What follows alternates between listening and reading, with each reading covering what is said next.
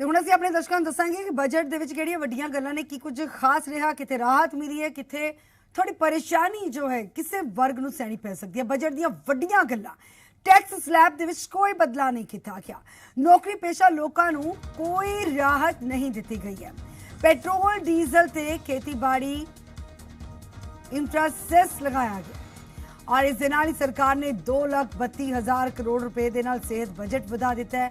आत्मनिर्भर सेहत योजना का ऐलान कर दिता गया। 64,000 करोड़ रुपए वंडे गए ने। देश दे विच 2 मोबाइल हस्पताल तक बनाए जाएंगे। इस दे नाल ही बीमा कानून 1938 दे विच बदलाव किया गया। FDI 49% तो वधा के 74% तक कर दी गई है। छेती हुण LIC दा IPO भी लिया जाएगा बाजार दे विच और लिस्टिंग इसकी की जाएगी। देश दे विच हाईवे दे विकास से खर्च किए जाएंगे। 65,000 करोड़ रुपए। बंगाल दे विच 6,500 किलोमीटर हाईवे का विकास किया जाएगा। केरल दे विच 1100 किलोमीटर लंबा हाईवे होएगा। मुंबई कन्याकुमारी कॉरीडोर भी शामिल किए गए हैं। मोबाइल चार्जर दे सने होर इलैक्ट्रॉनिक चीज़ां जो महंगियां हो जाएगियां। ऑटो पार्ट्स भी बजट तो बाद महंगे हो जाएंगे। सिंथेटिक कपड़े, पेंट ते चमड़ा सस्ता होया। हालांकि पब्लिक पार्टनरशिप मॉडल के तहत देश भर के 100 नवे सैनिक स्कूल खोले जाएंगे। लेह दे विच केंद्रीय यूनिवर्सिटी बनाई जाएगी। 15,000 स्कूलों को आदर्श बनाया जाएगा। सरकार किसानों की आमदन दुगनी करने के लिए वचनबद्ध है। इस साल 1.5 गुणा MSP की गई है। 1,72,000 करोड़ रुपए का झोना खरीदा गया है। उज्ज्वला गैस योजना के नाल 1 करोड़ लोगों को जोड़िया जाएगा।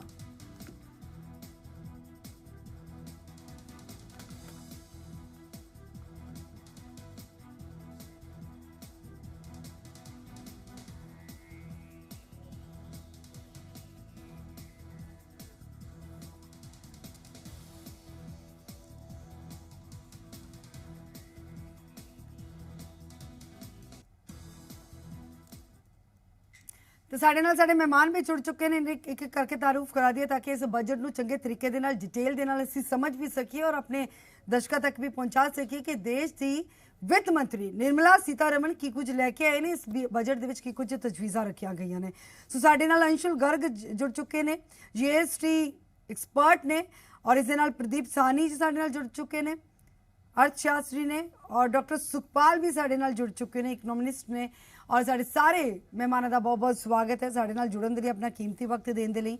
सब तो पहले मैं गर्ग जी थोड़े को आऊँगी। गर्ग जी, देश के प्रधानमंत्री नरेंद्र मोदी ने भी असीं सुनिया, उन्होंने कहा कि इस बजट के दिल दे विच हर एक पिंड वसिया है, हर एक वर्ग है, खासियत तजवीज़ा रखिया गई ने। किसानों को लैके खास तौर पर राहत देने की कोशिश की गई है। जी, किसानों को जैसे कि अभी देखें आंदोलन भी चल रहा है तो उसी के शायद ध्यान में रखते हुए कुछ MSP को लेकर रिलैक्सेशन दिया गया है। बाकी तो एक वादा ही किया गया है हर बार की तरह की किसानों की इनकम को डबल कर देंगे 2022 से 2025 के बीच में। और लेकिन कोई एक स्ट्रेट फॉरवर्ड कोई एश्योरेंस नहीं मिला। जिस बिल को लेके इतना आंदोलन और ये सब चल रहा है इसको लेके भी कुछ नहीं बोला गया। और किस तरह से किसानों की इनकम को जनरेट करेंगे या किस तरह से उन्हें सिक्योर करेंगे फ्रॉम द प्राइवेटाइजेशन, या जो बाकी पूंजीपति लोग अपना उस पर एक एग्रीमेंट के थ्रू अपनी ज़मीन देने की बात कर रहे हैं, उसको लेके कोई क्लैरिफिकेशन तो आया नहीं। तो मैं तो यही कहूँगा कि हर बार की तरह ही इस बार भी आय को डबल करने की बात कही गई है, लेकिन उसके लिए क्या रोड मैप होगा उसके बारे में कुछ नहीं स्पष्ट किया गया है। ठीक है प्रदीप जी, तुसी की कहोगे क्योंकि सबका विकास सबका साथ की उम्मीद की जा सकती है क्योंकि टैक्स स्लैब दे किसी तरह की कोई राहत नहीं है। एक्चुअली कई सैक्टर्स ने जिन्हों के विच इहनूं देखा जाएगा, जिवें तुसीं कह रहे हो कि जिवें सब तो मेन चीज़ जिवें MSME सैक्टर है, MSME सैक्टर नूं प्रमोट करने वास्ते गवर्नमेंट ने डबल उनका एलोकेशन किया है। उस तो बाद इन्होंने लेबर के वास्ते लेबर के अनएम्पलॉयमेंट नूं इंफ्रास्ट्रक्चर दे विच हैवी इन्वेस्टमेंट्स वास्ते गवर्नमेंट ने प्रपोजल्स रखे ने। नो डाउट वो प्रपोजल्स जिहड़े ने with the disinvestment of this PSUs ते इन्हां दे डिसइन्वेस्टमेंट दे नाल 1,75,000 करोड़ रुपए गवर्नमेंट ने प्रपोजल रखा, उत्थों दी इनकम आन दा प्रोजेक्ट किया है। तो वो जिहड़े उहदे नाल MSME उहदा इंफ्रास्ट्रक्चर डिवेलपमेंट होएगी, इंफ्रास्ट्रक्चर डिवेलपमेंट दे नाल अनएम्पलॉयमेंट जिहड़ी है वो घटेगी। प्लस इन्हां ने वेजिज लेबर दे वास्ते उन्होंने कहा कि मिनिमम वेज रेट उन्होंने फिक्स करने वास्ते कि इन्ना घट तो घट मिनिमम वेजिज उन्होंने मिलणगे। ਥੋੜਾ ਜਿਹਾ ਜਿਹੜਾ ਮਿਡਲ ਕਲਾਸ ਆ ਸੈਲਰੀਡ EMPLOYE ਜਿਹੜਾ ਹੈ ਉਹ ਵਾਲੇ ਕੰਪੋਨੈਂਟ ਦੇ ਵਿੱਚ ਗਵਰਨਮੈਂਟ ਨੇ ਕੋਈ ਵੱਡਾ ਕੋਈ ਟੈਕਸ ਦਾ ਬੈਨੀਫਿਟ ਉਹਨਾਂ ਨੂੰ ਨਹੀਂ ਦਿੱਤਾ ਤੇ ਉਹ ਉਹਨਾਂ ਦੀ ਇਸ ਦੇ ਵਿੱਚ ਉਹਨਾਂ ਨੂੰ ਕਾਫੀ ਮੇਰੇ ਹਿਸਾਬ ਨਾਲ ਕਾਫੀ ਉਹਨਾਂ ਨੂੰ ਦੁੱਖ ਮਿਲਿਆ ਉਹਨਾਂ ਨੂੰ। ਕੁਝ ਬਿਜ਼ਨਸ ਦੇ ਵਿੱਚ ਇਹਨਾਂ ਨੇ ਜਿਹੜੇ ਸਮਾਲ ਬਿਜ਼ਨੈਸਿਸ ਨੇ ਉਹਨਾਂ ਦੇ ਵਿੱਚ ਕੰਪਲਾਈਂਸ ਲੈਵਲ ਨੂੰ ਰਿਡਿਊਸ ਕੀਤਾ ਤਾਂ ਕਿ ਕੰਪਲਾਈਂਸ ਬਰਡਨ ਉਹਨਾਂ ਦੇ ਉੱਤੇ ਘੱਟ ਹੋਵੇ ਤੇ ਉਹ ਕੰਮ ਵਾਲੇ ਪਾਸੇ ਜ਼ਿਆਦਾ ਧਿਆਨ ਦੇ ਸਕਣ। ਜਿਵੇਂ ਉਹਨਾਂ ਨੇ ਕੰਪਨੀਆਂ ਨੂੰ ਜਿਵੇਂ ਉਹਨਾਂ ਨੇ ਸਮਾਲ ਕੰਪਨੀਆਂ ਦੀ ਡੈਫੀਨੇਸ਼ਨ ਦੇ ਵਿੱਚ ਉਹਨਾਂ ਨੇ 2 ਕਰੋੜ ਤੇ ਕੈਪੀਟਲ ਤੇ 20 ਕਰੋੜ ਦੀ ਟਰਨਓਵਰ ਨੂੰ ਕੰਸੀਡਰ ਕੀਤਾ ਪਲੱਸ ਕੁਝ ਛੋਟੇ ਟਰਸਟਸ ਨੂੰ ਜਿਹੜਾ ਹੈ ਉਹਨਾਂ ਨੂੰ 1 ਕਰੋੜ ਤੋਂ 5 ਕਰੋੜ ਤੱਕ ਉਹਨਾਂ ਨੇ ਵਧਾਤਾ ਹੈ ਅਮਾਉਂਟ ਤਾਂ ਕਿ ਉਹ ਛੋਟੇ ਟਰਸਟ ਉਹਨਾਂ ਦਾ ਕੰਪਲਾਈਂਸ ਲੈਵਲ ਘਟ ਜਾਵੇ। ਕੁਝ ਇਹਨਾਂ ਨੇ ਆਡਿਟਸ ਜਿਹੜੇ ਨੇ GST ਆਡਿਟ ਜਿਹੜਾ ਹੈ ਐਤਕੀ ਉਹਨਾਂ ਨੇ ਵੱਡੀ ਇੱਕ ਚੀਜ਼ ਹੈ GST ਆਡਿਟ ਜਿਹੜਾ ਹੈ ਉਹ ਖਤਮ ਕਰਤਾ। ਮਤਲਬ GST ਆਡਿਟ ਜਿਹੜਾ ਪਹਿਲੇ ਹੋ ਰਿਹਾ ਸੀ 2 ਕਰੋੜ ਰੁਪਏ ਤੱਕ ਜਿਹੜਾ ਸੀ 5 ਕਰੋੜ ਤੱਕ ਸੀ ਉਹ ਜਿਹੜਾ ਉਹਨੂੰ GST ਆਡਿਟ ਨੂੰ ਅਬੋਲਿਸ਼ ਕਰਤਾ ਹੈ। ਜਿਹੜਾ ਇਨਕਮ ਟੈਕਸ ਦਾ ਆਡਿਟ ਜਿਹੜਾ ਉਹਦੀ ਵੀ ਲਿਮਿਟ ਜਿਹੜੀ ਨਾਨ ਕੈਸ਼ ਟ੍ਰਾਂਜੈਕਸ਼ਨਸ ਜਿੰਦੇ ਚ ਹੈਗੀਆਂ ਨੇ ਉਹਨੂੰ ਵਧਾ ਕੇ 5 ਕਰੋੜ ਤੋਂ 10 ਕਰੋੜ ਰੁਪਏ ਤੱਕ ਲੈ ਗਏ ਨੇ।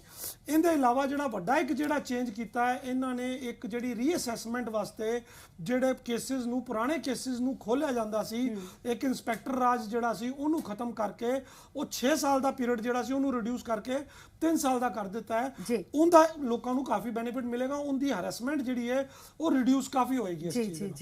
ਜੀ ਡਾਕਟਰ ਸੁਖਪਾਲ ਵੀ ਸਾਡੇ ਨਾਲ ਜੁੜੇ ਹੋਏ ਨੇ। ਸੁਖਪਾਲ ਜੀ ਤੁਸੀਂ ਸਮਝਾਓ ਕਿਉਂਕਿ ਲਾਕਡਾਊਨ ਵੀ ਚੱਲਿਆ ਕਰੋਨਾ ਕਾਲ ਦੇ ਦੌਰਾਨ ਬਹੁਤ ਵੱਡੇ ਪੱਧਰ ਤੇ ਇੰਡਸਟਰੀ ਜੋ ਹੈ ਉਹ ਤਹਿਸ ਨਹਿਸ ਹੋ ਕੇ ਰਹਿ ਗਈ। ਅਨਲੌਕ ਹੋਇਆ ਫਿਰ ਹੌਲੀ ਹੌਲੀ ਜੋ ਹੈ ਪਟੜੀ ਤੇ ਚੀਜ਼ਾਂ ਆਉਣ ਲੱਗੀਆਂ ਫਿਰ ਕਿਸਾਨ ਅੰਦੋਲਨ ਵੀ ਚੱਲਿਆ। ਅਗਰ ਬੀਇੰਗ ਅਰਥ ਸ਼ਾਸਤਰੀ ਤੁਸੀਂ ਇਸ ਚੀਜ਼ ਨੂੰ ਸਮਝ ਪਾਓ ਕਿ ਇਸ ਬਜਟ ਦੇ ਰਾਹੀਂ ਖਾਸ ਤੌਰ ਤੇ ਕਿਸਾਨਾਂ ਨੂੰ ਕੀ ਰਾਹਤ ਮਿਲ ਪਾਏਗੀ ਕਿਉਂਕਿ ਜਾਂ ਅਗਰ ਇੰਡਸਟਰੀ ਹੈ ਜਾਂ ਹੋਰ ਜੋ ਵੱਖ-ਵੱਖ ਡਿਪਾਰਟਮੈਂਟਸ ਨੇ ਉਹਨਾਂ ਨੂੰ ਕਿਸ ਹੱਦ ਤੱਕ ਜੋ ਹੈ ਤੁਹਾਨੂੰ ਲੱਗਦਾ ਕਿ ਰਾਹਤ ਮਿਲੇਗੀ ਜਾਂ ਫਿਰ ਹਾਲੇ ਵੀ ਜੋ ਹੈ ਉਮੀਦਾਂ ਤੋਂ ਪਰੇ ਹੈ ਬਜਟ?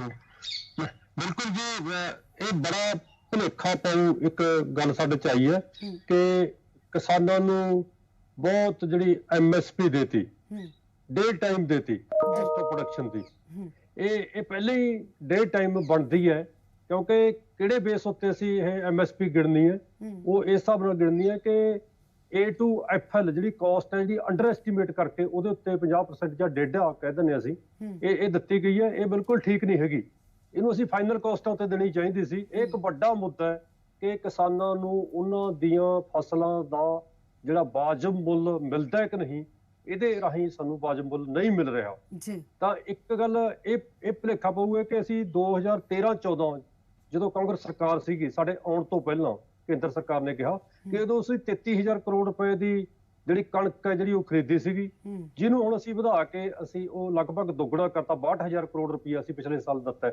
ਇਹ ਵੀ ਇੱਕ ਜਿਹੜਾ ਹੈਗਾ ਕਿ ਅੰਕੜਿਆਂ ਦਾ ਇੱਕ ਖੇਡ ਹੈ। 2013-14 ਦੇ ਵਿੱਚ ਕਿੰਨਾ ਪ੍ਰੋਡਕਸ਼ਨ ਹੋਇਆ ਤੇ ਉਹਦੀ ਕੀਮਤ ਕਿੰਨੀ ਸੀ ਤੇ ਹੁਣ ਪਿਛਲੇ ਸਾਲ ਕਿੰਨਾ ਹੋਇਆ ਉਹਦੀ ਕੀਮਤ ਕਿੰਨੀ ਹੈ। ਇਹਦੇ ਨਾਲ ਸਾਫ਼ ਹੁੰਦਾ ਹੈ ਕਿ ਇਸ ਸੈਕਟਰ ਦੇ ਵਿੱਚ ਇਹਨਾਂ ਨੇ ਕੋਈ ਜ਼ਿਆਦਾ ਪੈਸਾ ਨਹੀਂ ਲਿਆ। ਇਹ ਹਰ ਸਾਲ ਵੱਧਦਾ ਜਾਂਦਾ ਕਿਉਂਕਿ ਪ੍ਰਾਈਸ ਹੈ ਜਿਹੜੀ ਹਰ ਸਾਲ ਜਿਹੜੀ ਕਿਉਂਕਿ ਕਾਸਟਾਂ ਵੱਧਦੀਆਂ ਨੇ ਪ੍ਰਾਈਸ ਵੱਧਦੀ ਜਾਂਦੀ ਉਹਦੇ ਨਾਲ ਹੀ ਵਧਿਆ। ਇਹ ਨਹੀਂ ਹੈ ਕਿ ਵੱਡੀ ਗਿਣਤੀ ਉਹਨਾਂ ਨੇ ਕੋਈ ਪ੍ਰੋਕਿਓਰ ਕਰ ਲਈ। ਇਹਦੇ ਨਾਲ ਹੀ ਦੱਸਿਆ ਗਿਆ ਕਿ ਅਸੀਂ 35 ਲੱਖ ਫਾਰਮਰਾਂ ਤੋਂ ਖਰੀਦ ਕਰਦੇ ਸੀ ਉਸ ਸਮੇਂ ਸਾਡੀ ਸਰਕਾਰ ਆਉਣ ਤੋਂ ਪਹਿਲਾਂ ਤੇ ਹੁਣ ਅਸੀਂ 43 ਲੱਖ ਫਾਰਮਰਾਂ ਤੋਂ ਅਸੀਂ ਖਰੀਦ ਕਰਦੇ ਹਾਂ। ਇਸ ਤੋਂ ਕੀ ਹਿਸਾਬ ਹੈ ਕਿ ਪੂਰੇ ਇੰਡੀਆ ਦੇ ਵਿੱਚ 14.5 ਕਰੋੜ ਫਾਰਮਰ ਨੇ। 14.5 ਕਰੋੜ ਦੇ ਵਿੱਚੋਂ ਜਦੋਂ ਅਸੀਂ 35 ਲੱਖ ਜਾਂ 43 ਲੱਖ ਤੋਂ ਹੀ ਖਰੀਦਦੇ ਹਾਂ ਇਹਦਾ ਮਤਲਬ ਇਹ ਹੈ ਕਿ ਅਸੀਂ ਵੱਡੀ ਗਿਣਤੀ ਨੂੰ MSP ਨਹੀਂ ਦੇ ਰਹੇ ਜੀ। ਜਿਹੜੀ ਗੱਲ ਕਿ 6% ਨੂੰ ਦਿੱਤੀ ਜਾਂਦੀ ਹੈ 94% ਨੂੰ ਨਹੀਂ ਦਿੱਤੀ ਜਾਂਦੀ ਤਾਂ ਸਾਫ਼ ਹੈ ਕਿ ਵੱਡੀ ਗਿਣਤੀ ਨੂੰ ਅਸੀਂ MSP ਤੋਂ ਪਰੇ ਰੱਖਦੇ ਹਾਂ ਤੇ ਹੁਣ ਲੰਬੇ ਆਉਣ ਵਾਲੇ ਸਮੇਂ ਦੇ ਵਿੱਚ ਵੀ MSP ਦੇ ਘੇਰੇ 'ਚ ਹੋਰ ਕਿਸਾਨ ਜਿਹੜੇ ਆਉਂਦੇ ਨਜ਼ਰ ਨਹੀਂ ਆਉਂਦੇ। ਤਾਂ ਸਾਨੂੰ ਇਸ ਬਜਟ ਤੋਂ ਬਹੁਤ ਸਾਰੀਆਂ ਆਸਾਂ ਸੀਗੀਆਂ ਕਿਸਾਨੀ ਨੂੰ ਉਹਨਾਂ ਉੱਤੇ ਕੋਈ ਵੀ ਜਿਹੜਾ ਅਸੀਂ ਇਸ ਤੋਂ ਸੈਟੀਸਫਾਈ ਨਹੀਂ ਹੈਗੇ।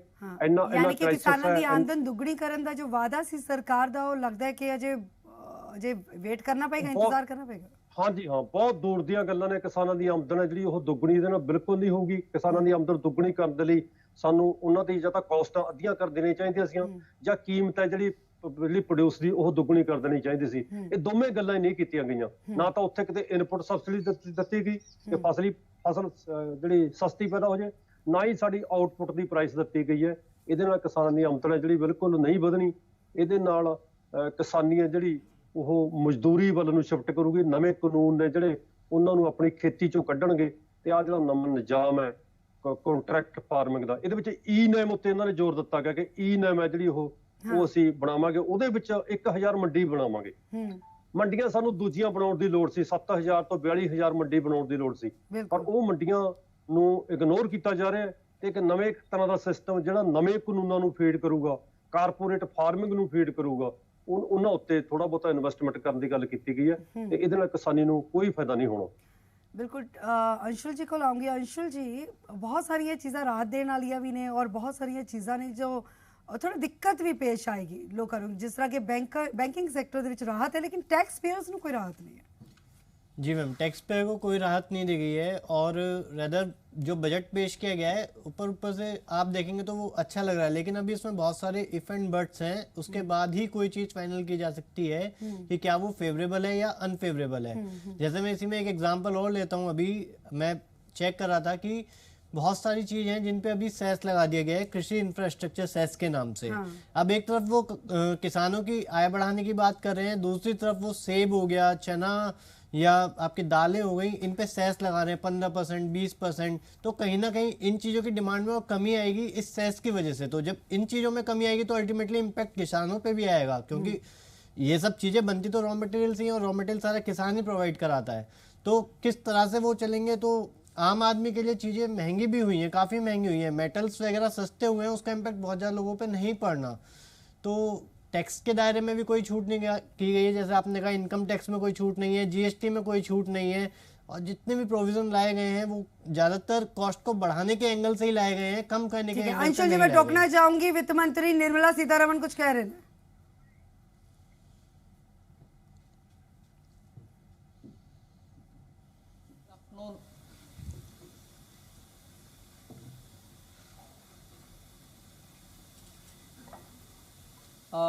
This budget, of course, comes at a time when all of us desire to give greater impetus to the economy. And that impetus we thought would be qualitatively spent and give the necessary demand push if we choose to spend big on infrastructure. That is why, if there are two important features of this budget, it is that we chose to spend big on infrastructure, which spans across roads, bridges, ports, power generation, and so on. And also to, as a second feature, attend to the need of the health sector. And even there, capacities for better health management had to be brought in the light of what we have gone through in the last year. And therefore, capacity building in health has taken a very big place in the budget. I've just given a probably just a feeler on what capacities we are talking about, whether it is establishing of labs, whether it is establishing of National Institute of Virology, or whether it is looking at the blocks where you need critical care centers, or whether you're looking at testing labs. Let's just remind ourselves that when the lockdown happened, we had probably just a few, two, if I'm right, 2 or 3 testing labs in this country. During the lockdown, that number was increased to a couple of hundred. Now, therefore, one of the things that we've aimed here is testing labs, Institute of Virology, aspirational districts having better health care. So, infrastructure spend for health has gone down to the level of planning for the block level requirements, aspirational district level requirements, state level requirements, and national institute level requirements. So two features when I said are one in general spending on infrastructure, for which there is a 37% increase in the budget. 5,45,000 crores is what we are giving for this year. And health, it was also something which received something like 94,000 crores in BE of this year, has gone to 223 lakh crores. So you find big numbers in health, big numbers in infrastructure. But this doesn't really mean that we've ignored agriculture, where there too we have placed emphasis. I've increased, as I read it out in the budget, the allocation for NABARD for being able to send more credit through to the farmers. Agricultural infrastructure development cess is something which we are bringing in without on any one single item wherein we are putting the cess, the end consumer paying more than what he is paying today. It is just a restructuring we've done, for instance, of the basic customs duty, where it was, let us say, 12%, we brought it down to 7% and added possibly only 3% on the infrastructure development cess. End of the day, the consumer has ended up paying that much only or less. In no category has he ended up paying more after the agricultural infrastructure development cess. That we have done only because we wanted to be sure that in order to improve agricultural infrastructure, we have a dedicated amount coming out of the budget, rather than that going into the consolidated fund. It might still go, but we know what has got to be used for agricultural infrastructure. So if these are the kinds of things broadly we've done, equally important is the reform that we're bringing in the financial sectors. Disinvestment to continue, LIC to have IPO, insurance sector to have more in terms of opening up for 74% for FDI. These are very clearly steps, progressive steps in financial sector. Other than that, one major cry of all the banks have been the NPAs, for which we have been repeatedly giving capital infusion. In order that the bank books are cleared and cleaned up, we have come with an announcement of a formulation through which the NPAs will be culled out of the bank's books based on some formulation, not any discretion there. It goes to a holding company like structure, which after doing the necessary, sprucing up and also cleaning up and weeding out problems of that particular asset, will be through an open process, attract asset reconstruction companies which can come and bid for those assets. Even at that stage, after some haircut obviously, banks will get some money back to those NPAs, for which they only kept provisioning for the NPA, but didn't have the wherewithal to dispose them off legitimately. So we are giving that comfort to the banks. And also for funding the infrastructural requirements, a development finance institution is being brought in.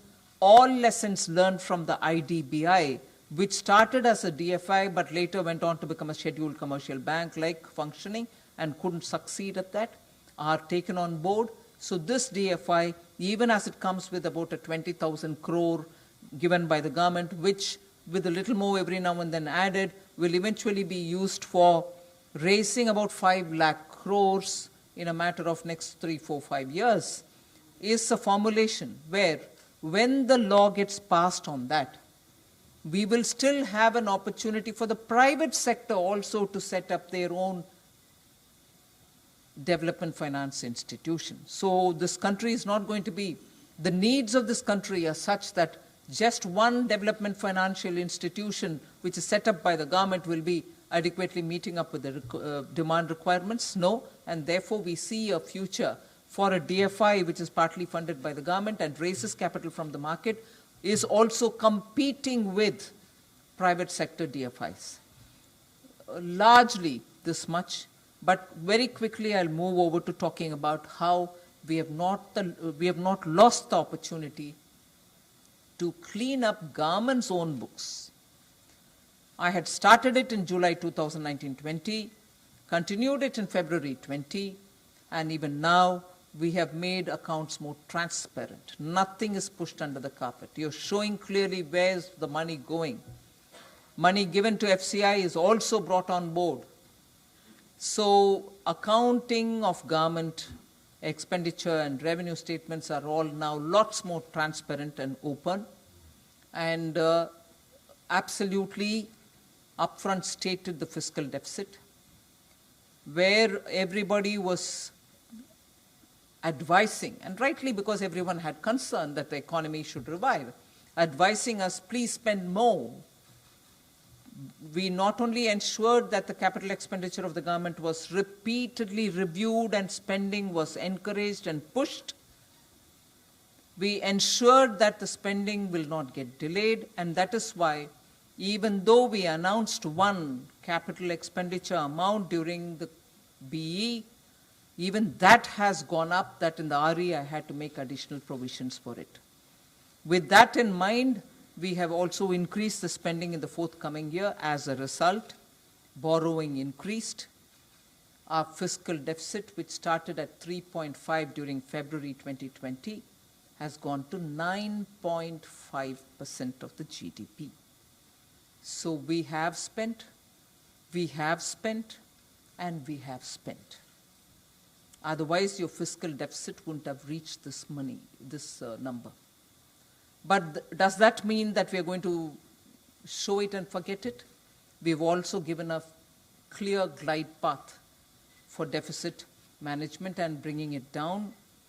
The Finance Commission has also been suggesting that we should be giving a glide path. We've given our glide path, I think, which broadly explains where we are, broadly gives you a broad picture. Specific items are also there about which we can expand, but I suppose in response to your questions. Thank you.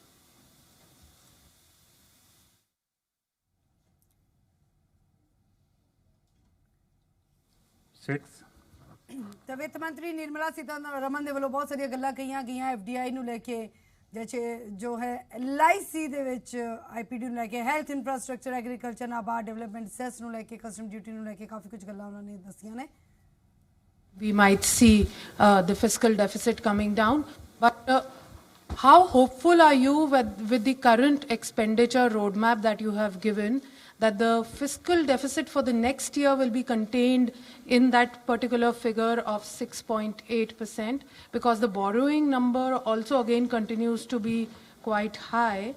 And what gives you confidence in terms of job creation? That is what people have been wanting to hear from you, because a lot of people in the pandemic lost their jobs and they are yet to get back their jobs. Haven't we announced an incentive scheme for people to join back and people to take their jobs back, for employers to take employees who were thrown out, to bring them back and have some money paid from the government for their EPFO and so on?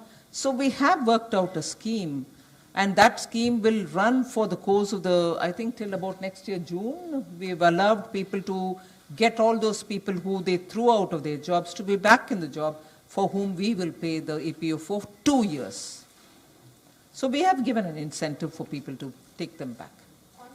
That's the next question. I think let the next question be moved to the next person. 31. Lakshman बोल रहा हूँ CNB. One minute. You asked a question on the deficit, whether we'll be able to contain ourselves in 6.8% or not. If you notice our revenue figures for this time, the revenue figures, if anything, are understated and not overstated. Because otherwise, by this time, all of you would have been coming out and telling us that. ਤਾਂ ਮਹਿਮਾਨ ਸਾਡੇ ਨਾਲ ਸਾਡੇ ਸਾਰੇ ਜੁੜੇ ਹੋਏ ਨੇ। ਪ੍ਰਦੀਪ ਸਾਨੀ ਜੀ, ਮੈਂ ਤੁਹਾਡੇ ਕੋਲ ਆਉਂਗੀ। ਪ੍ਰਦੀਪ ਜੀ, ਬਹੁਤ ਕੁਝ ਗੱਲਾਂ ਵਿੱਤ ਮੰਤਰੀ ਦੇ ਵੱਲੋਂ ਕਹੀਆਂ ਗਈਆਂ, ਚਾਹੇ ਉਹ ਹੈਲਥ ਸੈਕਟਰ ਨੂੰ ਲੈ ਕੇ ਹੈ, ਚਾਹੇ ਐਗਰੀਕਲਚਰ ਸੈਕਟਰ ਨੂੰ ਲੈ ਕੇ ਹੈ, ਨਾਬਾਰਡ ਡਿਵੈਲਪਮੈਂਟ ਸੈਸ ਨੂੰ ਲੈ ਕੇ, ਕਸਟਮ ਡਿਊਟੀ ਨੂੰ ਲੈ ਕੇ ਉਹਨਾਂ ਨੇ ਬਹੁਤ ਕੁਝ ਕਿਹਾ।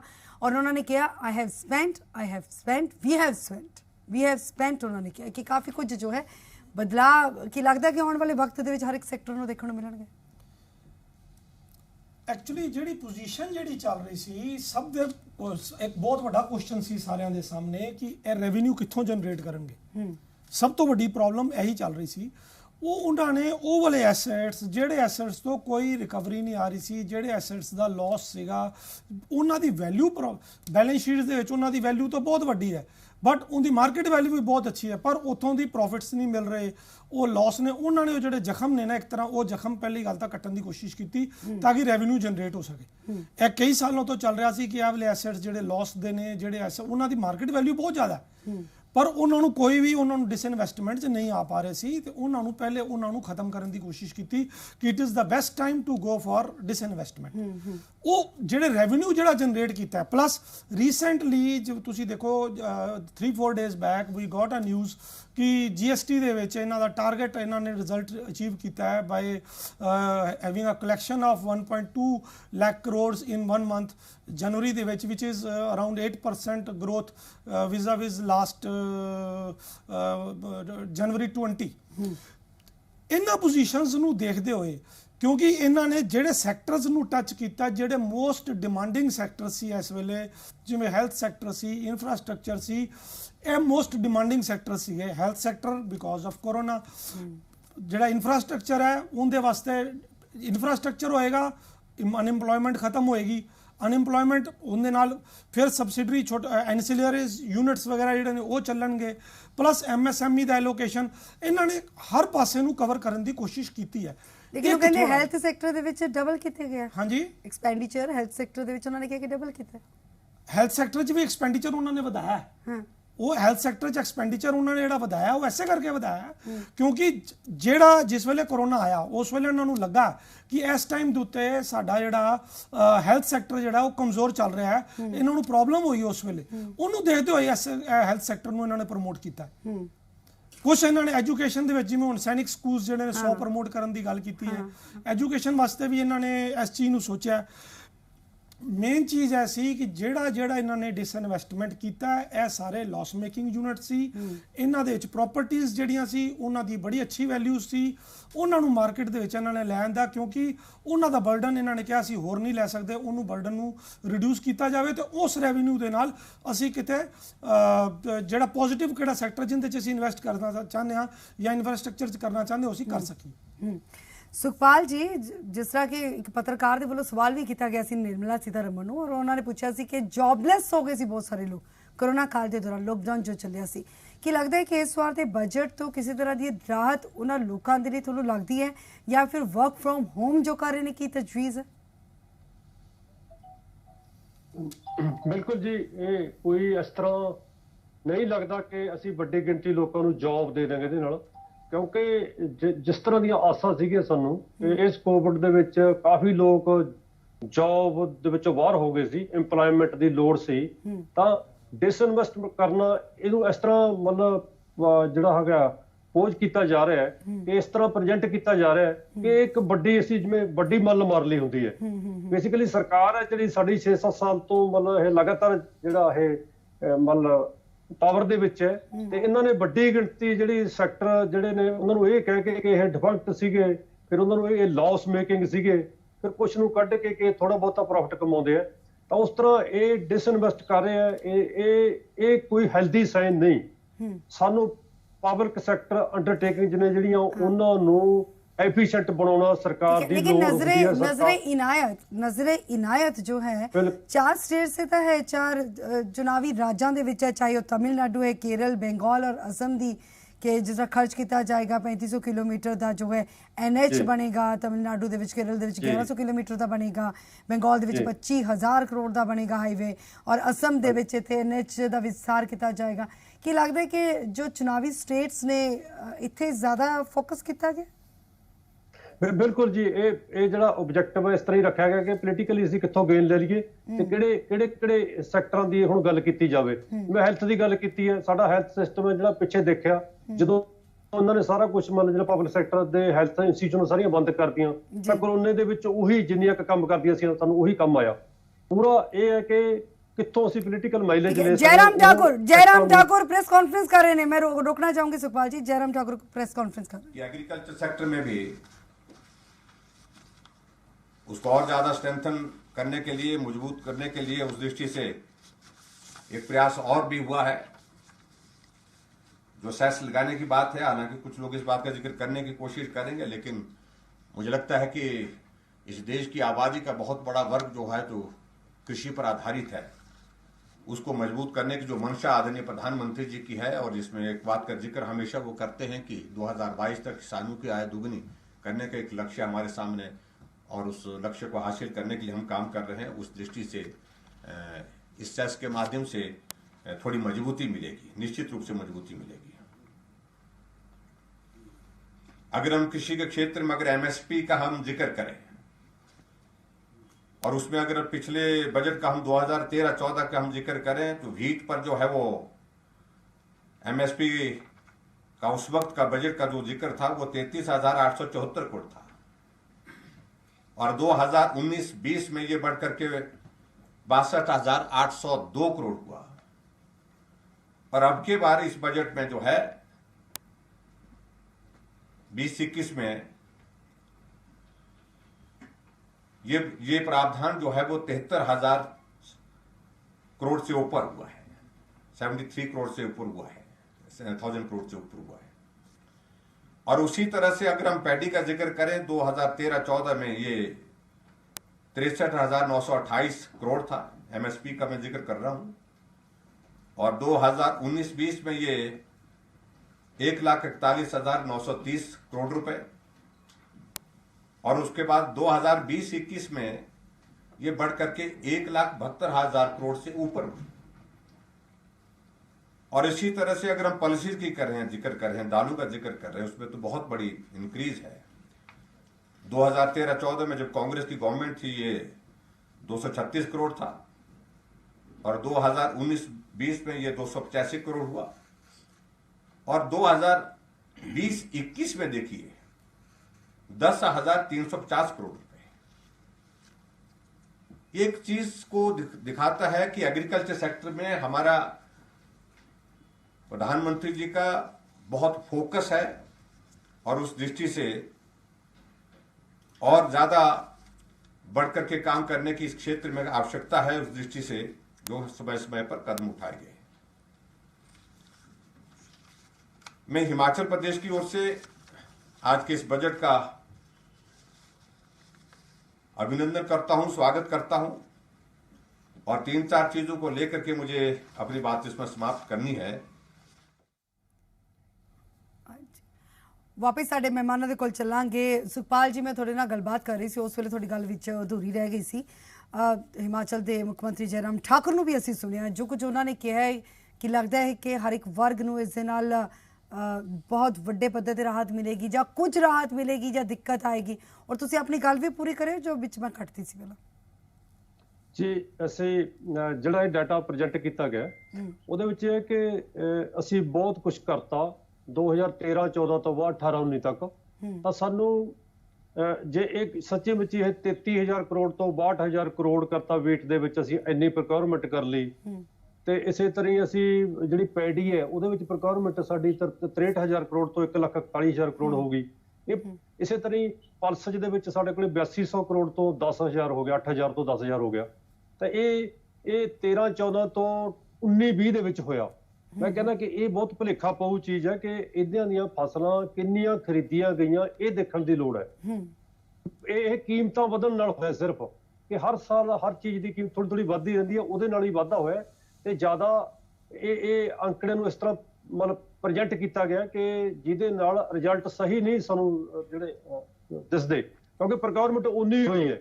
ਤਾਂ ਇਹ ਕੋਈ ਵੱਡੀ ਮੱਲ ਨਹੀਂ ਮਰੀ। ਜੇ ਸੱਚਮੁੱਚ ਇਹ ਕੋਈ ਵੱਡੀ ਮੱਲ ਹੋਵੇ ਤਾਂ ਸਾਨੂੰ ਇਹ ਸਾਫ਼ ਦਿਸੇ ਕਿ ਇਹ ਪੂਰੀ ਇੰਡੀਆ ਦੀ ਜਿਹੜੀ ਕਿਸਾਨੀ ਹੈ ਉਹਦੇ ਕੋਲੇ ਉਹਦੀ ਆਮਦਨ ਵੱਧ ਗਈ ਹੋਵੇ, ਉਹਦਾ ਕਰਜ਼ਾ ਘਟ ਗਿਆ ਹੋਵੇ, ਉਹ ਖੇਤੀ ਛੱਡਣੋਂ ਹਟ ਗਈ ਹੋਵੇ, ਉਹ ਖੁਦਕੁਸ਼ੀਆਂ ਕਰਨੋਂ ਹਟ ਗਈ ਹੋਵੇ, ਤਾਂ ਇਹ ਸਾਰਾ ਕੁਝ ਅੱਜ ਕਰਜ਼ਾ ਲਗਾਤਾਰ ਵੱਧ ਰਿਹਾ ਹੈ, ਆਮਦਨ ਉਹਦੀ ਲਗਾਤਾਰ ਘਟ ਰਹੀ ਹੈ, ਹਰ ਰੋਜ਼ ਲੋਕ ਖੇਤੀ ਤੋਂ ਬਾਹਰ ਹੋ ਰਹੇ, ਹਰ ਰੋਜ਼ ਖੁਦਕੁਸ਼ੀਆਂ ਕਰ ਰਹੇ ਪੂਰੇ ਇੰਡੀਆ ਲੈਵਲ ਤੇ। ਤਾਂ ਇਸ ਤੋਂ ਸਾਫ਼ ਹੈ ਕਿ ਜੇ ਸੱਚਮੁੱਚ ਅਸੀਂ ਇਹਨੂੰ ਕੋਈ ਵੱਡੀ ਮੱਲ ਮਾਰ ਨਹੀਂ ਕਹਿੰਦੇ ਆ ਕਿ ਅਸੀਂ ਬਹੁਤ ਕੁਝ ਕਰਤਾ ਸੀ ਪਿਛਲੇ ਸਾਲ ਤੱਕ, ਤਾਂ ਤੁਸੀਂ ਸਾਨੂੰ ਸਾਫ਼ ਸਮਝ ਲੈਣਾ ਚਾਹੀਦਾ ਹੈ ਕਿ ਸਰਕਾਰ ਹੈ ਜਿਹੜੀ ਉਹ ਕੁਝ ਕਰਨਾ ਨਹੀਂ ਚਾਹੁੰਦੀ ਖੇਤੀ ਸੈਕਟਰ ਦੇ ਵਿੱਚ। ਇਹ ਬਹੁਤ ਨਿਰਾਸ਼ਾਜਨਕ ਜਿਹੜੀ ਸਿਚੁਏਸ਼ਨ ਹੈ। ਸੁਖਪਾਲ ਜੀ, ਲੇਕਿਨ ਕਿਸਾਨਾਂ ਨੂੰ ਕਸਟਮ ਡਿਊਟੀ ਤੇ ਰਾਹਤ ਦੇਣ ਦਾ ਦਾਅਵਾ ਇਸ ਬਜਟ ਦੇ ਤਹਿਤ ਕੀਤਾ ਗਿਆ ਕਿ ਕਾਟਨ ਤੇ 10% ਔਰ ਸਿਲਕ ਸੂਤ ਤੇ ਜੋ ਹੈ 15% ਕਸਟਮ ਡਿਊਟੀ ਹੋਏਗੀ। ਕੀ ਲੱਗਦਾ ਹੈ ਇਸ ਦੇ ਨਾਲ ਕੋਈ ਰਾਹਤ ਮਿਲੇਗੀ ਜਾਂ ਆਈ ਵਾਸ਼? ਬਿਲਕੁਲ ਇਹ ਬਿਲਕੁਲ ਆਈ ਵਾਸ਼ ਹੈ ਜੀ। ਇਹਦੇ ਨਾਲ ਕਿਸਾਨਾਂ ਦਾ ਕੋਈ ਡਾਇਰੈਕਟ ਜਿਹੜਾ ਸੰਬੰਧ ਨਹੀਂ ਹੈਗਾ। ਇਹ ਕਿਸਾਨ ਨੇ ਇੱਕ ਕਾਟਨ ਹੈ ਜਿਹੜੀ ਉਹ ਪੈਦਾ ਕਰਨੀ ਹੈ। ਕਾਟਨ ਵੀ ਉਹ ਜਿਹੜੀ MSP ਤੋਂ ਸਾਰੀ ਉਮਰ ਵੱਧ ਵਿਕਦੀ ਰਹੀ ਹੈ। ਪਿਛਲੇ ਸਮੇਂ ਦੇ ਵਿੱਚ ਹੀ ਪਿਛਲੇ 10-12 ਸਾਲਾਂ ਤੋਂ ਇਹ MSP ਤੇ ਵਿਕਣ ਲੱਗੀ, ਕਿਉਂਕਿ ਕਾਟਨ ਇੱਕ ਕਮਰਸ਼ੀਅਲ ਕ੍ਰੌਪ ਹੈ, ਅਸੀਂ ਇੰਪੋਰਟ ਵੀ ਕਰਦੇ ਹਾਂ। ਇਹਨੂੰ ਡਿਵੈਲਪ ਕਰਨ ਦੀ ਲੋੜ ਸੀ ਤੇ ਸਰਕਾਰ ਨੂੰ ਚਾਹੀਦਾ ਸੀ ਕਿ ਰਿਫਾਰਮ ਨਹੀਂ, ਇੱਕ ਵੱਡੇ ਜਿਹੜੇ ਸਟਰਕਚਰਲ ਚੇਂਜ ਦੀ ਲੋੜ ਸੀ। ਇੱਥੇ ਵੱਡੀਆਂ ਜਿਹੜੇ ਕੁਝ ਅਨਾਉਂਸਮੈਂਟ ਕਰਨੀਆਂ ਚਾਹੀਦੀਆਂ ਸੀ। ਇਹ ਨਿੱਕੀਆਂ ਮੋਟੀਆਂ ਕਿ ਅਸੀਂ 35 ਲੱਖ ਤੋਂ 43 ਲੱਖ ਲੋਕਾਂ ਨੂੰ ਦੇਤਾ, ਇਹ ਛੋਟੀਆਂ ਜਿਹੜੀਆਂ ਗੱਲਾਂ ਨੇ, ਪੈਚ ਵਰਕ ਹੈ ਜਿਹੜਾ ਕੀਤਾ ਜਾਂਦਾ ਮਾੜਾ ਮੋਟਾ, ਇਹਦੇ ਨਾਲ ਕਿਸਾਨੀ ਦਾ ਕੋਈ ਭਲਾ ਨਹੀਂ ਹੋਣਾ। ਸਾਨੂੰ ਸੱਚਮੁੱਚ ਇੱਕ ਵੱਡੀ ਇਹ ਚੀਜ਼ ਲੈ ਕੇ ਆਉਣੀ ਚਾਹੀਦੀ ਕਿ ਅਸੀਂ C2 ਦੇ ਉੱਤੇ ਸਾਰੀਆਂ ਕ੍ਰੌਪਸ ਦੇ ਵਿੱਚ 1.5 ਟਾਈਮ MSP ਦਿੰਦੇ ਹਾਂ।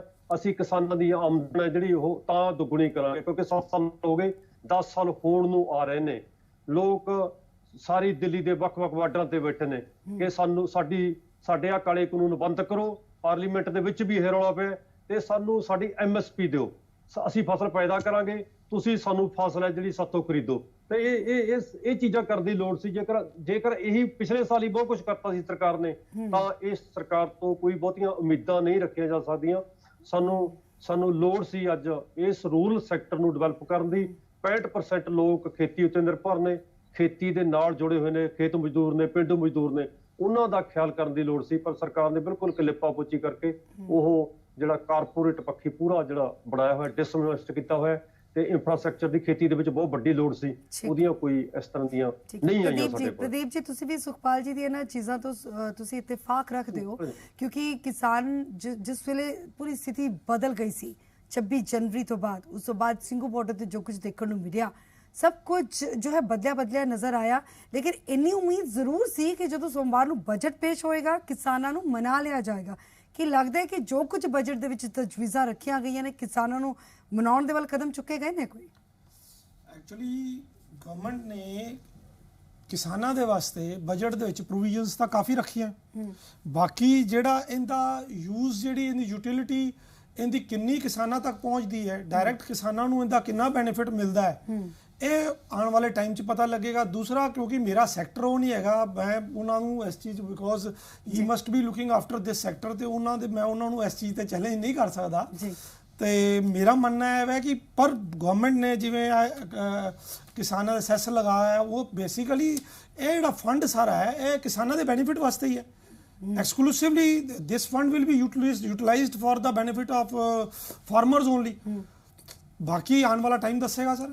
और MSME ਨੂੰ ਲੈ ਕੇ MSME ਵਾਸਤੇ ਤਾਂ ਕਿਉਂਕਿ ਗਵਰਨਮੈਂਟ ਨੇ ਜਿਹੜੇ ਫੰਡਸ ਐਲੋਕੇਟ ਕੀਤੇ ਨੇ, ਦੂਸਰਾ ਤੁਸੀਂ ਰੀਸੈਂਟਲੀ ਤੁਸੀਂ ਇੱਕ ਚੀਜ਼ ਦੇਖੋ, ਜਿਹੜੇ ਇੰਟਰਸਟ ਰੇਟ ਲੋਨਸ ਦੇ, ਮੈਂ ਇੱਕ ਟਾਈਮ ਦੇ ਉੱਤੇ ਮੈਂ 21% 22% ਇੰਟਰਸਟ ਰੇਟ ਵੀ ਦੇਖਿਆ ਆਪਣੀ ਲਾਈਫ ਟਾਈਮ ਦੇ ਵਿੱਚ ਹੀ। ਅੱਜ ਬੈਂਕ ਦੇ ਵਿੱਚ MSME ਨੂੰ ਇੰਟਰਸਟ ਰੇਟ 7% 7.5% ਵੀ ਅਗਰ ਯੂਨਿਟ ਠੀਕ ਪਰਫਾਰਮ ਕਰ ਰਿਹਾ ਉਹਨੂੰ ਮਿਲ ਰਿਹਾ ਹੈ।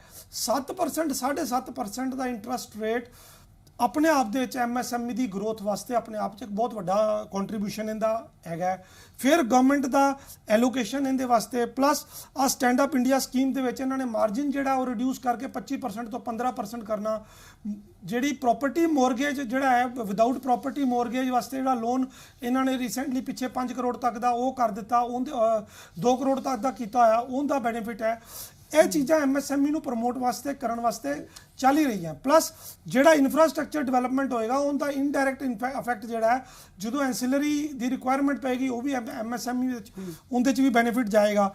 ਪਲੱਸ ਕੁਝ ਇੰਪੋਰਟ ਜਿਹੜਾ ਹੈ ਉਹਦੇ ਕਸਟਮ ਡਿਊਟੀ ਜਿਹੜੀ ਗਵਰਨਮੈਂਟ ਨੇ ਵਧਾਈ ਹੈ ਛੋਟੇ ਛੋਟੇ ਯੂਨਿਟਸ ਵਿੱਚ, ਉਹਨਾਂ ਨੂੰ ਵੀ ਬੈਨੀਫਿਟ ਮਿਲੇਗਾ ਕਿਉਂਕਿ ਉਹਨਾਂ ਦੀ ਲੋਕਲ ਜਿਹੜੀ ਹੈ ਉਹਨਾਂ ਨੂੰ ਉਹਦਾ ਰੇਟ ਪ੍ਰੋਪਰ ਮਿਲ ਪਾਏਗਾ।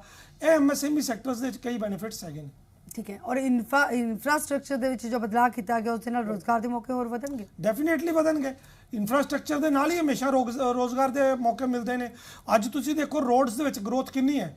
ਅੱਜ ਰੋਡਸ ਤੋਂ ਤੁਸੀਂ ਨਿਕਲਦੇ ਹੋ ਤੁਹਾਨੂੰ ਪਤਾ ਲੱਗਦਾ ਹੈ ਕਿ ਅਸੀਂ ਇੱਥੇ ਦਿੱਲੀ ਦੇ ਵਿੱਚ ਹੀ ਬੈਠੇ ਹੋਏ ਕਿੰਨਾ ਜ਼ਬਰਦਸਤ। ਜੀ ਹਰਪਾਲ ਸਿੰਘ ਚੀਮਾ ਵਿਰੋਧੀ ਧਿਰ ਸਾਡੇ ਨਾਲ ਜੁੜ ਚੁੱਕੇ ਨੇ। ਚੀਮਾ ਜੀ ਤੁਹਾਡਾ ਸਵਾਗਤ ਹੈ ਸਰ ਪੰਜਾਬ ਹਰਿਆਣਾ ਹਿਮਾਚਲ ਤੇ। ਸਰ ਅੱਜ ਜੋ ਬਜਟ ਪੇਸ਼ ਹੋਇਆ ਕਿੰਨੀਆਂ ਕੁ ਉਮੀਦਾਂ ਤੇ ਖਰਾ ਉਤਰਿਆ ਹੋਇਆ ਨਜ਼ਰ ਆਇਆ ਸਰ? ਦੇਖੋ ਅੱਜ ਦੇ ਬਜਟ ਨੇ ਪੰਜਾਬ ਦੇ ਲੋਕਾਂ ਨੂੰ, ਦੇਸ਼ ਦੇ ਕਿਸਾਨਾਂ ਨੂੰ, ਦੇਸ਼ ਦੇ ਨੌਜਵਾਨਾਂ ਨੂੰ, ਦੇਸ਼ ਦੀ ਇੰਡਸਟਰੀ ਨੂੰ ਬੁਰੀ ਤਰ੍ਹਾਂ ਜਿਹੜਾ ਹੈਗਾ ਨਿਰਾਸ਼ ਕੀਤਾ ਗਾ। ਔਰ ਨਾ ਕੋਈ ਦੇਸ਼ ਦੇ ਨੌਜਵਾਨਾਂ ਲਈ ਕੋਈ ਪੈਕੇਜ ਆ, ਨਾ ਦੇਸ਼ ਦੇ ਕਿਸਾਨਾਂ ਲਈ ਕੋਈ ਪੈਕੇਜ ਆ, ਨਾ ਦੇਸ਼ ਦੀ ਇੰਡਸਟਰੀ ਲਈ ਪੈਕੇਜ ਆ। ਖਾਸ ਤੌਰ ਤੇ ਜੇ ਆਪਾਂ ਪੰਜਾਬ ਦੀ ਗੱਲ ਕਰੀਏ, ਪੰਜਾਬ ਦਾ ਜਿਹੜਾ ਨਾਮ ਇੱਕ ਵਾਰ ਵੀ ਇਸ ਬਜਟ ਦੇ ਵਿੱਚ ਨਹੀਂ ਆਇਆ ਹੈਗਾ। ਸਾਨੂੰ ਆਸ ਸੀ ਕਿ ਪੰਜਾਬ ਦੀ ਇੰਡਸਟਰੀ ਨੂੰ ਸਰਵਾਈਵ ਕਰਨ ਦੇ ਲਈ, ਰਿਵਾਈਵ ਕਰਨ ਦੇ ਲਈ ਜਿਹੜਾ ਹੈਗਾ ਕੇਂਦਰ ਸਰਕਾਰ ਕੋਈ ਨਾ ਕੋਈ ਐਲਾਨ ਕਰੂਗੀ, ਕੋਈ ਰੇਲਵੇ ਦੇ ਨਵੇਂ ਪ੍ਰੋਜੈਕਟ ਪੰਜਾਬ 'ਚ ਲੈ ਕੇ ਆਊਗੀ, ਕੋਈ ਜਿਹੜਾ ਹੈਗਾ ਕਿਸਾਨਾਂ ਨੂੰ ਜਿਹੜੀ ਕੋਈ ਰਾਹਤ ਦੇਊਗੀ, ਕੋਈ ਪੰਜਾਬ ਦੇ ਨੌਜਵਾਨਾਂ ਲਈ, ਦੇਸ਼ ਦੇ ਨੌਜਵਾਨਾਂ ਲਈ ਕੋਈ ਰੋਜ਼ਗਾਰ ਦੇ ਨਵੇਂ ਮੌਕੇ ਪੈਦਾ ਕਰੂਗੀ। ਪਰ ਲੇਕਿਨ ਬੜੀ ਹੈਰਾਨੀ ਦੀ ਗੱਲ ਹੈ ਕਿ ਇੱਕ ਵੀ ਵਾਰ ਪੰਜਾਬ ਦਾ ਜ਼ਿਕਰ ਨਹੀਂ ਆਇਆ। ਔਰ ਦੇਸ਼ ਦੇ ਜਿਹੜਾ ਜਿੱਥੇ ਵੀ ਹੋਇਆਗਾ ਮੈਂ ਸਮਝਦਾ ਇਹ ਬਹੁਤ ਹੀ ਨਿਰਾਸ਼ਾਜਨਕ ਲੋਕਾਂ ਲਈ ਬਜਟ ਜਿਹੜਾ ਹੈਗਾ ਜਿੱਦਾਂ ਪੇਸ਼ ਹੋਇਆਗਾ। ਜੀ ਚੀਮਾ ਸਾਹਿਬ, ਜਿਸ ਤਰ੍ਹਾਂ ਕਿ ਇਨਫਰਾਸਟ੍ਰਕਚਰ ਨੂੰ ਲੈ ਕੇ ਹੋਏ ਜਾਂ ਹੈਲਥ ਸੈਕਟਰ ਨੂੰ ਲੈ ਕੇ ਹੋਏ, ਬੈਂਕਿੰਗ ਸੈਕਟਰ ਨੂੰ ਲੈ ਕੇ ਹੋਏ ਜਾਂ ਰੇਲਵੇ ਸੈਕਟਰ ਨੂੰ ਤੁਸੀਂ ਜਿਸ ਤਰ੍ਹਾਂ ਕਿ ਕਹਿ ਰਹੇ ਹੋ, ਕੋਈ ਫਰਕ ਨਹੀਂ ਹੈ, ਨਾਮ ਪੰਜਾਬ ਦਾ ਨਹੀਂ ਲਿਆ ਗਿਆ ਕਿਉਂਕਿ ਦੇਸ਼ ਦਾ ਬਜਟ ਹੈ। ਕਿਤੇ ਨਾ ਕਿਤੇ ਤੁਹਾਨੂੰ ਇਹ ਨਹੀਂ ਲੱਗਦਾ ਕਿ ਉਸ ਦਾ ਫਾਇਦਾ ਤਾਂ ਕਿਤੇ ਨਾ ਕਿਤੇ ਪਹੁੰਚੂਗਾ ਨਾ ਪੰਜਾਬ ਨੂੰ? ਦੇਖੋ ਤੁਸੀਂ ਜਿਹੜਾ ਐਗਰੀਕਲਚਰ ਇਨਫਰਾਸਟ੍ਰਕਚਰ ਦੀ ਗੱਲ ਕੀਤੀ ਆ, ਉਹਦੇ ਵਿੱਚ 4 ਰੁਪਏ ਪ੍ਰਤੀ ਲੀਟਰ ਡੀਜ਼ਲ ਤੇ ਟੈਕਸ ਲਾਇਆ ਗਿਆ। 4 ਰੁਪਏ ਪ੍ਰਤੀ ਲੀਟਰ ਡੀਜ਼ਲ ਤੇ ਲਾਇਆ। ਸਭ ਤੋਂ ਵੱਧ ਕੰਜ਼ੰਪਸ਼ਨ ਜੇਕਰ ਡੀਜ਼ਲ ਦੀ ਕੋਈ ਕਰਦਾਗਾ ਤਾਂ ਉਹ ਪੰਜਾਬ ਦਾ ਕਿਸਾਨ, ਦੇਸ਼ ਦਾ ਕਿਸਾਨ ਕਰਦਾਗਾ। ਇਹਦੇ ਨਾਲ ਪੰਜਾਬ ਦੇ ਕਿਸਾਨਾਂ ਦਾ, ਦੇਸ਼ ਦੇ ਕਿਸਾਨਾਂ ਦਾ ਲੱਕ ਪਹਿਲਾਂ ਹੀ ਤੋੜਤਾ। ਜਦੋਂ ਨੂੰ ਰੈਵਨਿਊ ਇਕੱਠਾ ਹੋਊਗਾ ਉਹ ਲੱਗਣਾ ਜਾਂ ਨਾ ਲੱਗਣਾ ਬਾਅਦ ਦੀ ਗੱਲ ਆ ਕਿ ਕਦੋਂ ਲੱਗਦਾਗਾ, 6 ਮਹੀਨਿਆਂ ਬਾਅਦ ਲੱਗਦਾਗਾ ਜਾਂ ਸਾਲ ਬਾਅਦ ਲੱਗਦਾਗਾ। ਪਰ ਲੇਕਿਨ ਲੋਕਾਂ ਤੋਂ ਕਲੈਕਸ਼ਨ, ਦੇਸ਼ ਦੇ ਕਿਸਾਨਾਂ ਤੋਂ ਕਲੈਕਸ਼ਨ, ਦੇਸ਼ ਦੇ ਜਿਹੜੇ ਲੋਕ ਡੀਜ਼ਲ ਯੂਜ਼ ਕਰਦੇ ਨੇ ਉਹਨਾਂ ਤੋਂ ਕਲੈਕਸ਼ਨ ਤਾਂ ਪਹਿਲਾਂ ਹੀ ਹੋ ਜਾਣੀ ਆ। 2022 ਤੱਕ ਕਿਸਾਨ ਦੀ ਆਮਦਨ ਦੁੱਗਣੀ ਕਰਨ ਦਾ ਵਾਅਦਾ ਬੀਜੇਪੀ ਦੀ ਸਰਕਾਰ ਕਰਦੀ ਸੀ, ਕੇਂਦਰ ਸਰਕਾਰ ਕਰਦੀ ਸੀਗੀ। 2022 ਤਾਂ ਆ ਚੁੱਕਿਆਗਾ ਪਰ ਉਸ ਤੋਂ ਪਹਿਲਾਂ ਟੈਕਸ ਲਾ ਦੇਣੇ ਕਿਸਾਨਾਂ ਦੇ ਉੱਤੇ, ਖਾਸ ਤੌਰ ਤੇ ਡੀਜ਼ਲ ਦੇ ਉੱਤੇ ਜਾਂ ਹੋਰ ਸੈਸ ਲਾ ਦੇਣੇ। ਸੋ ਇਸ ਗੱਲ ਦਾ ਸੰਕੇਤ ਆ ਕਿ ਕਿਸਾਨਾਂ ਦਾ ਗਲਾ ਘੁੱਟਣ ਦਾ ਕੰਮ ਜਿਹੜੀ ਆ ਕੇਂਦਰ ਸਰਕਾਰ ਕਰ ਰਹੀ ਹੈਗੀ। ਤੁਸੀਂ ਦੇਖੋ ਹੁਣ ਤੱਕ ਬਹੁਤ ਸਾਰੇ ਟੈਕਸ ਲੱਗੇ ਨੇਗੇ, ਬਹੁਤ ਸਾਰੇ ਟੈਕਸ ਲੱਗੇ ਨੇ, ਪਰ ਲੇਕਿਨ ਉਹਨਾਂ ਦੀ ਪ੍ਰੋਪਰ ਯੂਟਿਲਾਈਜੇਸ਼ਨ ਕਦੋਂ ਹੁੰਦੀ ਆ, ਅੱਜ ਤੱਕ ਕਿੱਥੇ ਹੋਈ ਆ, ਇਹ ਬਹੁਤ ਵੱਡਾ ਸਵਾਲ ਹੈਗਾ। ਕਦੋਂ ਹੋਣੀ ਆ, ਇਹ ਵੀ ਬਹੁਤ ਵੱਡਾ ਸਵਾਲ ਹੈਗਾ। ਸੋ ਮੈਂ ਸਮਝਦਾ ਇਹ ਇੱਕ ਬਹੁਤ ਵੱਡਾ ਕਿਸਾਨਾਂ ਦੇ ਨਾਲ ਹੋਰ ਧੋਖਾ ਕੀਤਾ ਗਿਆ ਹੈਗਾ। ਜੀ ਇਸ ਤੋਂ ਇਲਾਵਾ ਅਗਰ ਕਿਸਾਨਾਂ ਦੀ ਆਵਾਜ਼ ਦੇਖੋ ਪੰਜਾਬ ਤੋਂ ਅਕਸਰ ਉੱਠਦੀ ਰਹੀ ਹੈ, ਸੰਘਰਸ਼ ਲਗਾਤਾਰ ਜਾਰੀ ਹੈ। ਔਰ ਜਿਸ ਵੇਲੇ ਸਿੰਘੂ ਬਾਰਡਰ ਤੇ ਜੋ ਕੁਝ ਹੋਇਆ ਜਾਂ ਫਿਰ ਉਸ ਤੋਂ ਪਹਿਲਾਂ 26 ਨੂੰ ਜੋ ਹੋਇਆ, ਉਸ ਤੋਂ ਬਾਅਦ ਉਮੀਦਾਂ ਤਾਂ ਸੀ ਕਿ ਬਜਟ ਦੇ ਵਿੱਚ ਕੁਝ ਤਜਵੀਜ਼ ਇਸ ਤਰ੍ਹਾਂ ਦੀ ਰੱਖੀ ਜਾਏਗੀ ਕਿ ਕਿਸਾਨਾਂ ਨੂੰ ਮਨਾ ਲਿਆ ਜਾਏਗਾ। ਕੀ ਲੱਗਦਾ ਹੈ ਕਿ ਇਸ ਤਰ੍ਹਾਂ ਦੀ ਕੁਝ ਤਜਵੀਜ਼ ਹੈ? ਦੇਖੋ ਕੋਈ ਵੀ ਤਜਵੀਜ਼ ਇਸ ਤਰ੍ਹਾਂ ਦੀ ਨਹੀਂ ਹੈਗੀ ਜਿਹਦੇ ਨਾਲ ਕਿਸਾਨ ਜਿਹੜਾ ਹੈ, ਕਿਸਾਨਾਂ ਨੂੰ ਪਤਾ ਲੱਗੇ ਕਿ ਸਾਡੀ ਆਮਦਨ ਦੁੱਗਣੀ ਹੋਣ ਜਾ ਰਹੀ ਆ ਜਾਂ ਸਾਨੂੰ ਕੀ ਫਾਇਦੇ ਹੋਣ ਜਾ ਰਹੇ ਨੇ। ਇੱਕ ਵੀ ਜਿਹੜੀ ਆ ਮੈਂ ਸਮਝਦਾ ਕੋਈ ਇਸ ਤਰ੍ਹਾਂ ਦੀ ਤਜਵੀਜ਼ ਨਹੀਂ ਹੈਗੀ, ਬਲਕਿ ਇਸ ਤਰ੍ਹਾਂ ਲੱਗ ਰਿਹਾ ਹੈਗਾ ਕਿ ਦੇਸ਼ ਦੇ ਕਿਸਾਨਾਂ ਦੇ ਨਾਲ ਮਤਰੇਈ ਮਾਲਾ ਸਲੂਕ ਜਿਹੜਾ ਹੈਗਾ ਉਹ ਕੇਂਦਰ ਸਰਕਾਰ ਕਰ ਰਹੀ ਹੈ। ਕਿਤੇ ਨਾ ਕਿਤੇ ਜਿਹੜੀ ਕੇਂਦਰ ਸਰਕਾਰ ਕੱਢ ਰਹੀ ਹੈਗੀ। ਸੋ ਮੈਂ ਸਮਝਦਾ ਜਿੱਥੇ ਕਿਸਾਨ ਜਿਹੜੇ ਹੈਗੇ ਨਿਰਾਸ਼ ਕੀਤੇ ਨੇਗੇ, ਉੱਥੇ ਦੇਸ਼ ਦੇ ਨੌਜਵਾਨਾਂ ਦੇ ਨਾਲ ਬਹੁਤ ਵੱਡਾ ਧੱਕਾ, ਬਹੁਤ ਵੱਡਾ ਧੋਖਾ ਜਿਹੜਾ ਹੈਗਾ ਇਸ ਕੇਂਦਰੀ ਬਜਟ ਵਿੱਚ ਹੋਇਆਗਾ। ਸੋ ਦੇਸ਼ ਦੇ ਨੌਜਵਾਨਾਂ ਨੂੰ ਆਸ ਸੀਗੀ ਕਿ ਨਵੀਆਂ ਕੋਈ ਯੋਜਨਾਵਾਂ ਦਾ ਐਲਾਨ ਹੋਊਗਾ, ਨਵੀਂ ਕਿਸੇ ਇੰਡਸਟਰੀ ਦਾ ਐਲਾਨ ਹੋਊਗਾ, ਨਵੇਂ ਕਿਸੇ ਰੋਜ਼ਗਾਰ ਦਾ ਐਲਾਨ ਹੋਊਗਾ। ਪਰ ਲੇਕਿਨ ਇਹ ਜਿਹੜਾ ਬਜਟ ਆ ਇਹ ਬੁਰੀ ਤਰ੍ਹਾਂ ਨੌਜਵਾਨਾਂ ਨੂੰ, ਬੁਰੀ ਤਰ੍ਹਾਂ ਕਿਸਾਨਾਂ ਨੂੰ ਨਿਰਾਸ਼ ਕਰਨ ਵਾਲਾ ਬਜਟ ਹੈਗਾ। ਜੀ ਚੀਮਾ ਸਾਹਿਬ, ਇਸ ਤੋਂ ਇਲਾਵਾ ਅਗਰ ਸਿੱਖਿਆ ਦੇ ਖੇਤਰ ਦੀ ਗੱਲ ਕੀਤੀ ਜਾਏ,